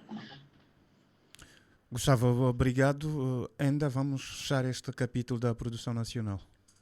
Bem, acho que há um ou dois aspectos que também que é necessário adicionar, não é? Que é o tema do próprio controlo do Estado, porque referiu-se ao investimento estrangeiro, não é? Que são bem-vindos, e a partir de uma determinada escala, não é? A semelhança que nós fazemos em relação aos desportistas, portanto, é preciso dar nacionalidade a algumas dessas pessoas, né? Para que se empenhem e se engajem e tenham compromissos com o país. O Zé Guerreiro já defendeu aqui numa das edições. Sim, porque Angola não pode ser só um sítio onde os angolanos estrangeiros, não é? Porque não é só o tema dos estrangeiros, mas também os angolanos têm essa postura, para cavar dinheiro, para vivermos depois bem lá fora, né? Angola tem que ser um sítio para nós onde vamos todos viver bem, queremos desenvolver. E tem que haver rigor e controle. E eu trazia aqui, por exemplo, um exemplo da Coreia do Sul. Esses países também beneficiaram muito do investimento estrangeiro, mas uma coisa que eles asseguraram com muito controle, a semelhança do que a gente faz para a extensão rural, eles põem entre vírgulas a extensão industrial. Portanto, a partir do momento que há uma indústria, e porque há outros objetivos, não só da produção e baixar as divisas e desenvolvimento do país, o Estado tem que controlar e assegurar que esses aspectos da criação da cadeia de valor local ocorram. A dado momento, há um exemplo que se dá muito em relação à Philips, que tinha uma fábrica de fabricação, né? Uma fábrica de televisores. E que, portanto, havia o compromisso deles criarem a indústria local, não é? E estavam sempre a importar material. Portanto, como havia controle industrial, portanto, começaram a ter as suas licenças de atraso, não é? Para a importação. Por exemplo, dos screens, né? dos ecrãs, por exemplo, né? Porque havia condições internas para o fazer. E foi assim que eles conseguiram. Portanto, aquele tema das vezes que se diz, né, nos relatórios do Banco Mundial de criar, portanto, a questão da burocracia, portanto, nem sempre, portanto, obviamente tem a ver com a destruturação da máquina governativa, não é? Mas certamente se a gente não está a cumprir com os compromissos estabelecidos para a constituição das indústrias, as licenças mesmo têm que demorar, porque nós precisamos de criar economias locais fortes, né, para o país desenvolver. E, portanto, o outro lado da questão é que essas indústrias não podem também depois depender de compras do Estado. Não é? Se a gente faz a indústria, não é? E depois quem vai comprar é o Estado se endivida, compra a preços elevados, não vai haver desenvolvimento. Portanto, temos mesmo que assegurar que haja um círculo virtuoso bem estabelecido, porque de outro modo, concedestes benefícios fiscais, não te vão pagar impostos. Tu vais comprar parte da mercadoria. Endividas-te para comprar a mercadoria. Essas pessoas não criam uma cadeia de valor local, não é? Não compram nada cá dentro. Os estrangeiros é que vêm e mandam dinheiro lá para fora. Para que vale? É melhor continuar a importar o produto acabado. Portanto, não podemos ficar por aqui. Portanto, é preciso fazer mais e melhor. E para fazer mais e melhor, como referi, para o Estado conseguir fazer esse trabalho, portanto, as estruturas do Estado têm que ter capacidade de trabalho, têm que ter gente qualificada e formada e comprometida para acompanhar tudo isso. Senão não vamos ter o desenvolvimento que todos nós almejamos e preconizamos. Fechamos este capítulo da produção nacional. Produção nacional sim, investimento estrangeiro também é sempre bem-vindo. Também é necessário que depois os lucros não vão lá para fora, fique tudo aqui, que haja mais investimento, mas também capacidade interna de controle e criação de mais emprego e que funcionem as cadeias de valores. O que está a preocupar e preocupou na última semana é o surto de cólera. Antes de entrarmos para os recados, se calhar vamos falar da cólera como um recado alargado. Cólera que atingiu mais uma província na última semana, agora já são 17 das 21 províncias. O Namibe também a registrar já casos, para além de Benguela. Estamos próximos de atingir os 10 mil casos e cerca já de 400 ou 500 óbitos desde o início do surto em janeiro. O Unicef, o Fundo das Nações Unidas para a Infância, disse também, alertou na última semana para o risco de uma escalada do surto de cólera. Adebayo Vuns, vou começar por si agora neste bloco. Apesar de todas as recomendações e as garantias dadas pelas autoridades sanitárias e não só, está difícil controlar este surto pelos números que se vão apresentando. Bom, eu na semana passada toquei nesse tema e retomo com grande preocupação, porque eu acho que deve ser encarado na lógica da salvaguarda do interesse nacional, não é? E da segurança nacional mesmo, não é? Porque não só o número de casos, mas sobretudo o número de mortes, não é? E creio que no fundo eu deixaria aqui um apelo para que o Presidente da República chamasse o tema para si, não é? E isso muitas das vezes no nosso contexto faz toda a diferença, porque nós sabemos como é que é do ponto de vista institucional. Muitas das vezes os pares não prestam a devida atenção aos temas e às suas próprias responsabilidades, e quiçá com esse tipo de envolvimento a situação venha a ser diferente. De resto, até mesmo na esteira de que eu entendo que quando olhamos para o legado do Presidente João Lourenço, as alterações e as mudanças que foram sentidas ao nível da saúde fazem toda a diferença ao longo do seu mandato e, portanto, olhando para essa dimensão do seu próprio legado governativo, deveria também chamar a si. Nós continuamos a assistir problemas. Sim, a questão é, no fundo, embora o país não seja Luanda, mas no fundo, permitam-me os ouvintes dizer isso, né? Sim, Luanda está assim, imagino, noutras realidades, muitas das vezes, não é? Portanto, o que significa, o que eu quero dizer com isso? Nós continuamos a assistir em várias zonas perigosos e mesmo vergonhosos enchentes e amontoados de lixo, não é? Continuamos a ter problemas sérios ao nível da distribuição de águas, e eu até pensando com os meus botões a dias, questionei-me, por exemplo, sobre se estas obras que foram feitas em Luanda, pelo menos na parte sul da cidade, e nós vivemos metade do ano passado com sérios constrangimentos ao nível do trânsito, por causa destas obras que eram para a implantação de um novo sistema de distribuição de água em alguns bairros, se ao fim desses meses todos, se ao fim de todos os constrangimentos que vivemos, se isso já está mesmo a funcionar, não é? Portanto, eu creio que devemos olhar para o tema com alguma seriedade. E o mais chato nesta equação é a imagem do país, não é? A imagem internacional do país. Quer dizer, o mundo olha muito mal, não é?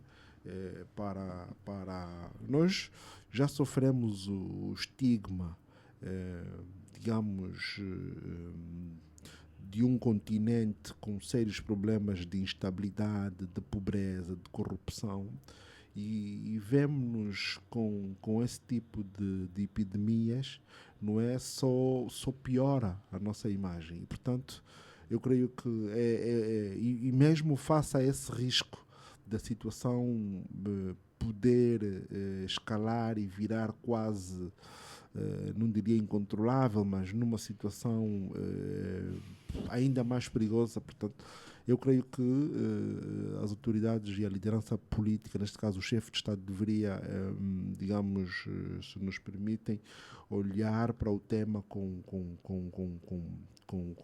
digamos,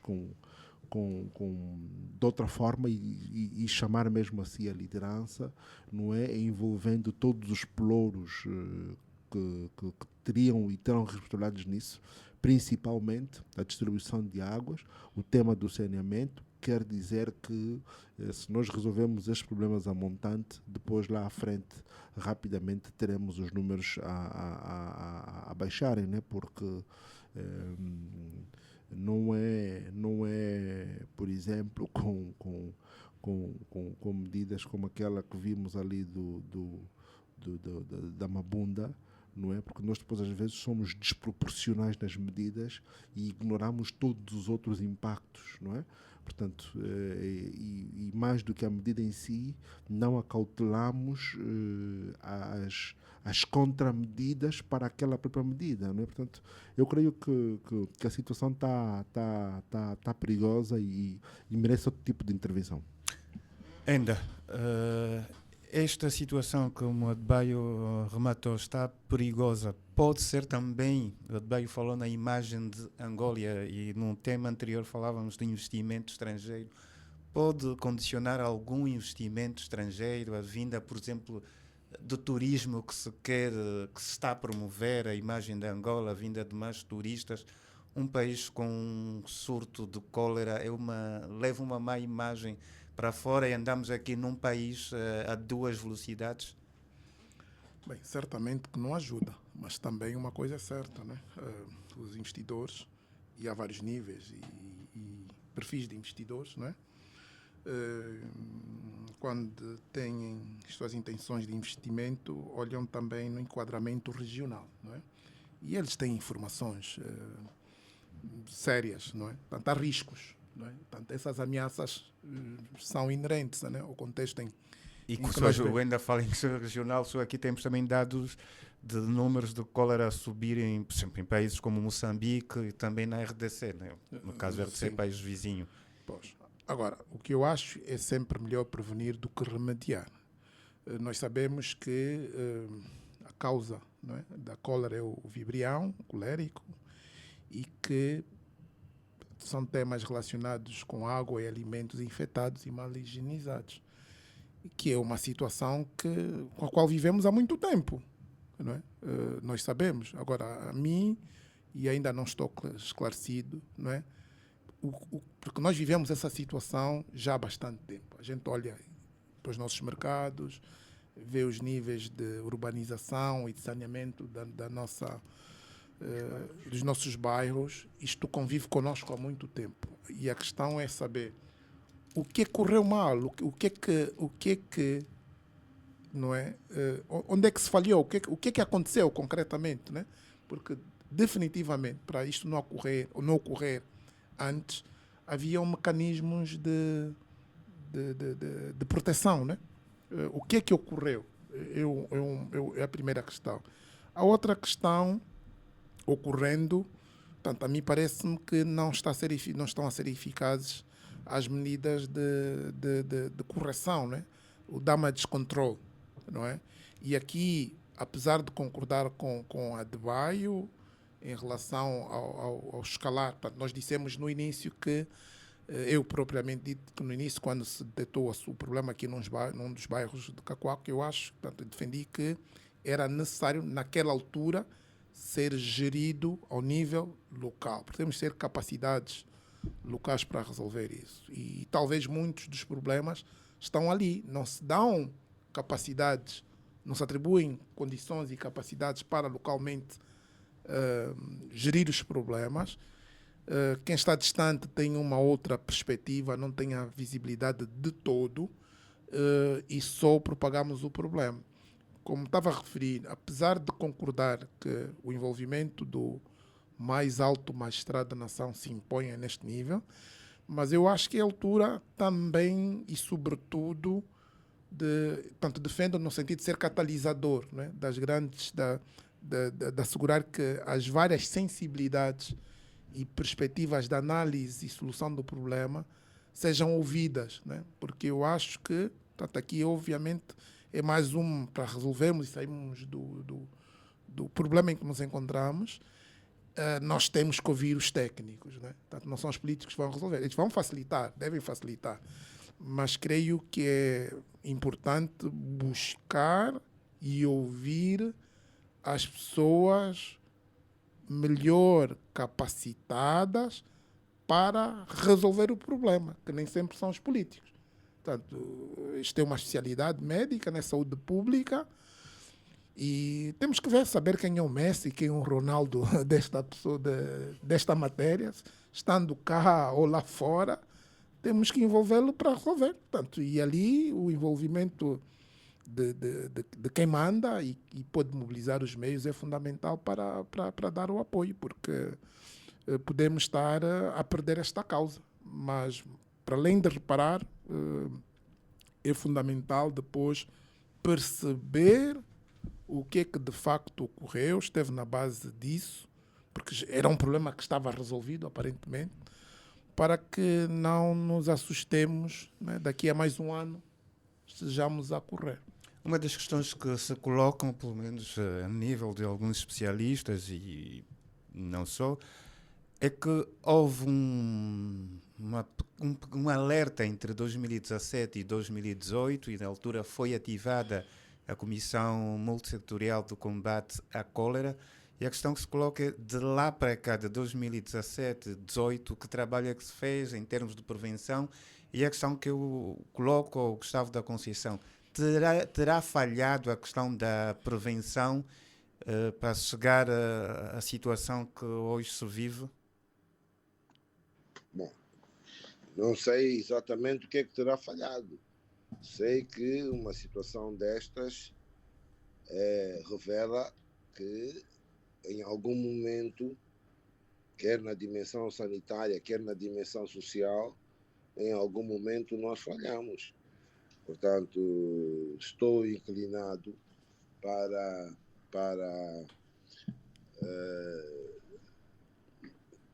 concluir que há aqui um conjunto de valores que, apesar, como disse o Enda, de alguns deles conviverem conosco há muito tempo, não quer dizer que possam conviver conosco sempre sem reagir.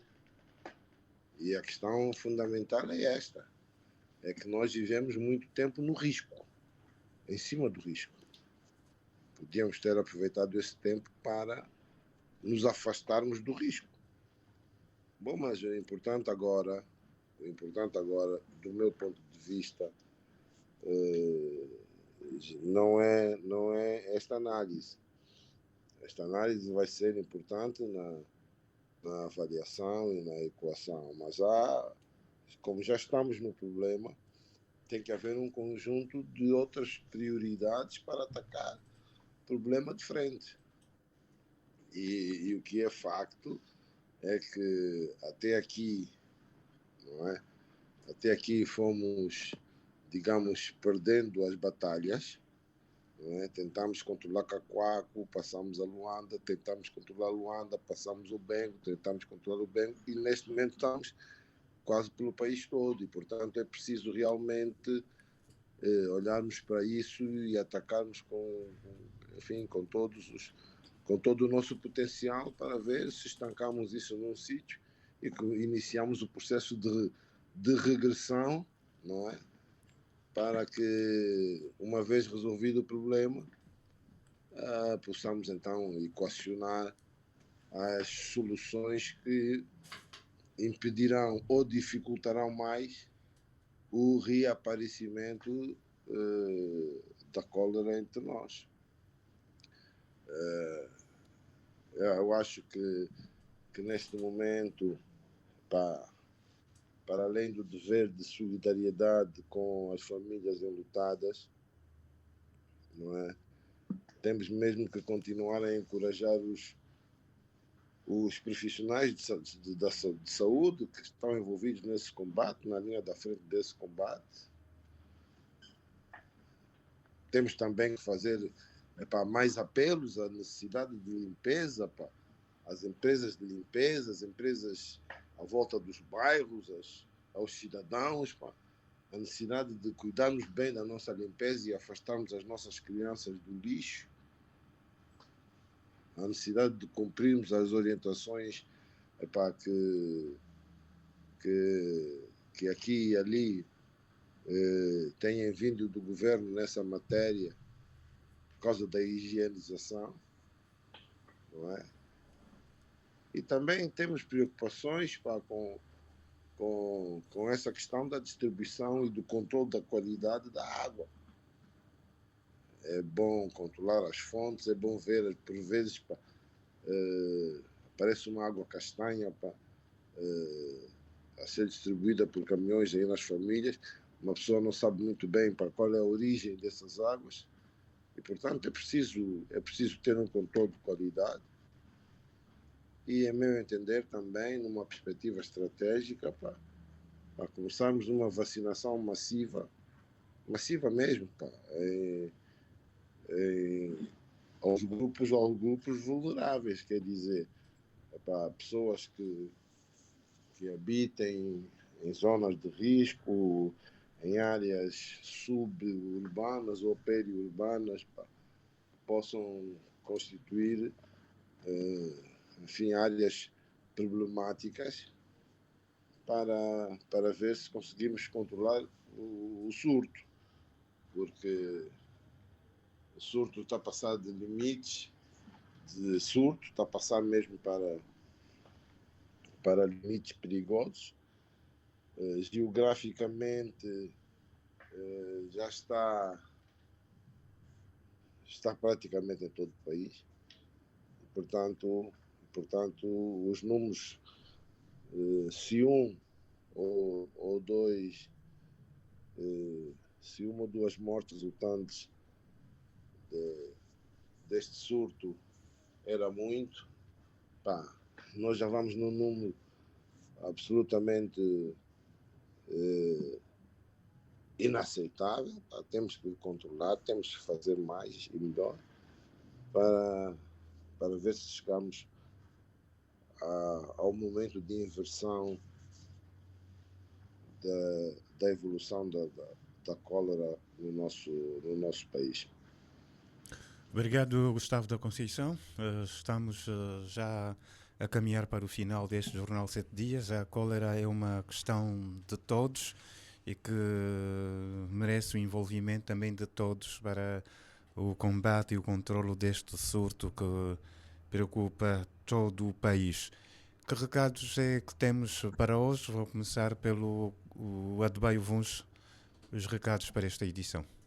Bom, o primeiro tem a ver com uma notícia que é publicada na última edição do Jornal Expansão sobre uma proposta do Conselho Económico e Social para a revisão de lei de terras, o que eu apoio veementemente, embora ainda sem ter acesso à mesma, porque sinto que precisamos olhar para esse tema com alguma cutilância, uma vez que não só por causa da conflitualidade em si, mas também porque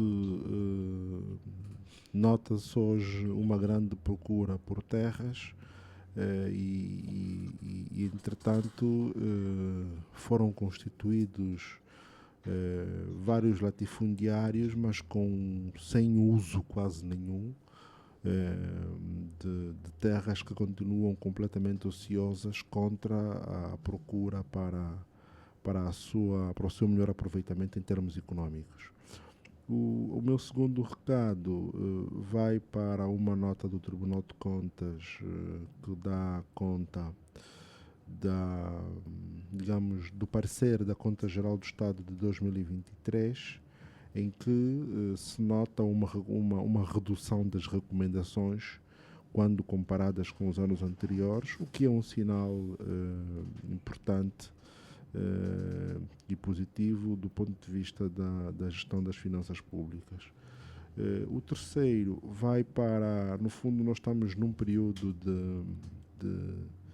de gestão em que se considera a apresentação de relatório e contas e este período está, do meu ponto de vista, relativamente agitado, sobretudo ao nível do setor financeiro, em particular da banca, e coincide também com alguns processos de renovação de mandatos e, portanto, esperar que haja movimentos mais consequentes ao nível da nossa banca do ponto de vista da angolanização dos órgãos sociais, não é?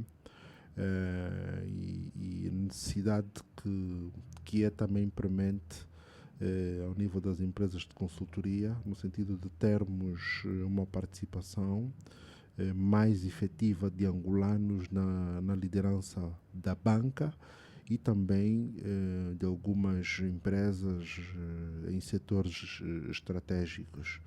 Por fim, há uma notícia muito pouco mediatizada, mas que se calhar nos próximos dias poderemos ter mais elementos, que tem a ver com o consórcio Lobito Atlântico Railway, não é? Que transportou em 2024 cerca de 125 mil toneladas de carga geral, incluindo 40 mil de cobre e 17 mil de enxofre. Portanto, de acordo com, estou a ler uma notícia breve, igualmente do Expansão, de acordo com o PCA da empresa, foram registrados 4.263 comboios, dos quais 123 internacionais e 320 domésticos, e 3.541 de passageiros e 279 de serviços. Portanto, o que quer dizer que a operação no famoso corredor do Lobito começa a dar alguns sinais. Era interessante termos a comparação com os números anteriores a todo esse processo do consórcio e da nova gestão, mas de qualquer forma olharmos também aquilo que são as projeções e percebermos o impacto real dessa transformação ao nível do corredor do Lobito e dizia, não só em termos económicos, mas principalmente para a população que vive ao longo do corredor. Ok, Adebayo, em inglês, que recados é que ficam para esta edição? Olha, eu não na verdade não queria dar assim grandes recados para não pecar, né? Estamos na quaresma, então vou ser um bocadinho vou me conter um bocado, mas há pelo menos um ou dois que se impõem fazer. Talvez um alerta, né? Tem estado a registrar elevados casos, ou mais casos, frequentes casos de assaltos na Avenida 21 de Janeiro, não é? Rocha Pinto, as pessoas que saem de manhã de casa para trabalhar têm estado a reclamar de assaltos novamente, né? De pessoas virem pedir telemóveis. Portanto, aqui é um alerta. Eu acho que isto não é pecado, né? Alertar esse aspecto. O segundo agora passou-me, né? Mas tinha mais um outro que, olha, escapou-me. Mas era sobretudo este Se principal. calhar seria um pecado. o segundo Sim. ainda. Há um que eu tenho a certeza que é pecado, né? Vamos deixar para outra, deixar passar a quaresma para não pecar, não é? Mas de facto preocupa-me a situação social que vimos todos os dias nas nossas cidades, não é? Vamos esperar e rezar que as coisas melhorem, né? Mas estamos a viver situações muito difíceis. Gustavo da Conceição, vamos aos seus recados. Eu só tenho um, muito cirúrgico. Portanto, finalmente se está a preparar para mudar toda a operação em termos de chegadas e partidas de aviões para o Aeroporto Internacional António Agostinho Neto. Se essa pode ser uma boa notícia, acho que se perspectiva fazer isso até o fim do semestre. E, portanto, se isso pode ser uma boa notícia para um maior movimento no investimento que o país fez enorme naquele aeroporto. Por outro lado, há pelo menos duas questões sobre as quais deveríamos refletir, ou pelo menos saber, ou pelo menos ter informação disponível. A primeira é o que é que será objetivamente, o que é que será feito do nosso 4 de fevereiro. Portanto, mudam-se para lá as operações, quer dizer que mudam-se para lá todos os serviços do aeroporto. Mudando-se para lá todos os serviços do aeroporto, era bom a sociedade saber o que é que se prognostica, que soluções há para o aproveitamento do 4 de fevereiro. Por outro lado, as operações vão mudar para ali no mês de junho e com as operações mudando para ali há um maior fluxo, inclusive de funcionários, etc., de serviços para aquele lado. Nós tínhamos preparado uns projetos e fizemos um conjunto de investimentos para melhorar a acessibilidade ao AIAN. O que acontece é que, quer em termos do rodoviário e quer em termos do ferroviário, parece-me que as coisas não estão afinadas o suficiente para que se garanta a operacionalidade com tranquilidade. E, portanto, o meu recado era no sentido de toda a gente fazer um esforço para que se diminuísse os constrangimentos para os utentes, para os passageiros, para aqueles que afinal pagam o seu bilhete para fazer uma viagem tranquila e que possivelmente, se não se afinarem os mecanismos de acesso e de transporte ao aeroporto, a ida para o aeroporto pode constituir um grande constrangimento.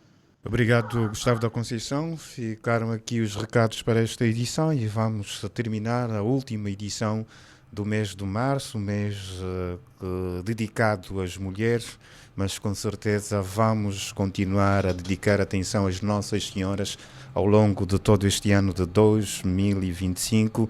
Fica aqui a saudação dos nossos convidados residentes, agradecer a presença do Adebayo Vuns, do Ende Inglês e do Gustavo da Conceição, e também os nossos cumprimentos ao Rui de Castro e ao José Guerreiro que com certeza já estarão connosco na próxima edição. Bom dia a todos. Vamos então a fechar o Jornal 7 Dias, só algumas notas de temas que marcaram a última semana em termos de informação.